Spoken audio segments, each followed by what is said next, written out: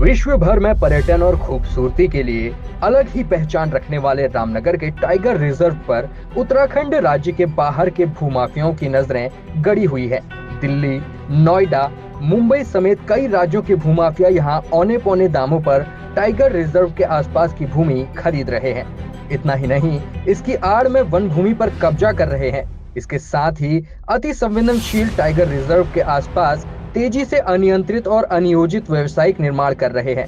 एक ऐसा ही एक नया मामला तराई पश्चिमी वन प्रभाग रामनगर के प्राकृतिक सौंदर्य और जैव विविधता से भरपूर पर्यटक क्षेत्र पवलगढ़ से सटे मरकटपुर ग्राम सभा से सामने आया है।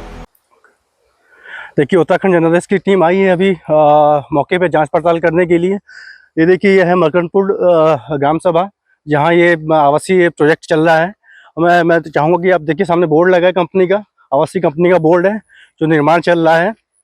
देखिए, God's heaven hills forest in the lap of nature. ग्राम मरकटपुर में जो आवासीय योजना है, जो कॉटेज निर्माण चल रहा है, वहाँ ले जाता है।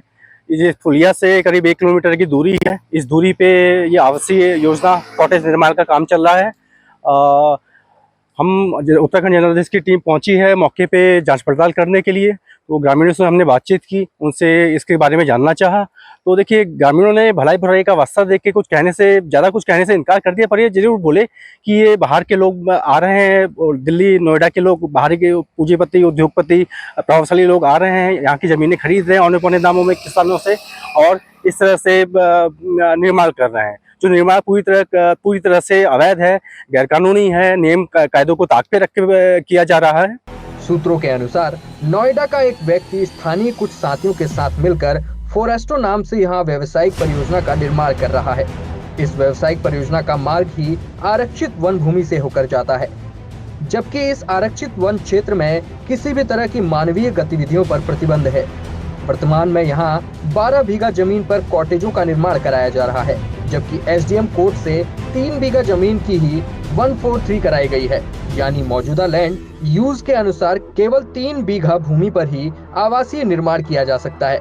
नियमों के अनुसार व्यवसायिक निर्माण नहीं किया जा सकता, लेकिन भू माफियाओं का दुस्साहस तो देखिए। कई माह से इस भूमि पर व्यवसायिक निर्माण धड़ल्ले से चल रहा है। इस सब के बीच स्थानीय प्रशासन से लेकर वन विभाग और पुलिस की कार्यशैली भी कटघरे में आ गई है। एसडीएम कालाढूंगी ने अधीनस्थों को पूरे मामले की जांच कराने के आदेश दिए हैं। पश्चिमी वन प्रभाग, तराई पश्चिमी वन प्रभाग रामनगर, इसी वन प्रभाग के पास में सटे हुए मरकटपुर ग्राम सभा में ये आवासीय योजना चल रही है, जो पूरी तरह से अवैध है और नियम कायदों को ताक पे रख के बनाई जा रही है। अब इसमें बताया जा रहा है कि ये पूरी जो योजना है, ये 12 बीघा पे निर्माणाधीन है।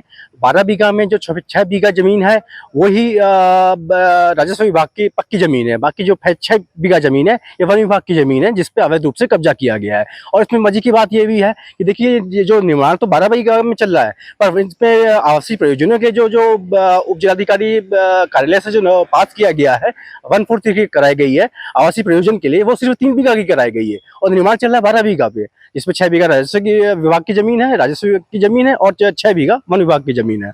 देखिए, इस तरह से इस तराई पश्चिमी वन विभाग जो डिवीजन है, इस डिवीजन के पास में ये खेल चल रहा है अवैध निर्माण का। एजेंट साहब, क्या आपका क्या कहना है इस मामले में? देखिए, आपने जो मेरे संज्ञान में भी लाया है, फ्रेस्टो करके मनकंटपुर में जो ये रिजॉर्ट बन रहा है, उसकी मेरे द्वारा तहसीलदार को इसमें जांच आख्या दी गई है। अगर जैसे भी उनकी जो आएगी, अगर मानकों के अनुरूप होगा तो ठीक है। अगर मानकों से जरा सा भी अगर ये विपरीत पाया जाता है, इसके द्वारा अगर एनओसी नहीं ली गई किसी भी डिपार्टमेंट से, तो नियमानुसार उसमें आवश्यक कार्रवाई कर जिलाधिकारी महोदय को प्रेषित की जाएगी। अच्छा, कब तक है रिपोर्ट आने की संभावना? आज मैंने भेजा है, तो कल तक रिपोर्ट आ जाएगी इसमें। हम इस समय कालाढूंगी तहसील एसडीएम कार्यालय के सामने खड़े हैं। मैं गौरव पांडे, उत्तराखंड जनादेश के लिए, कैमरामैन राजेश के साथ।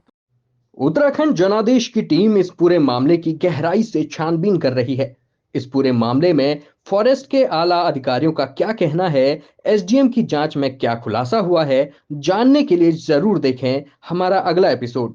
पश्चिमी वन प्रभाग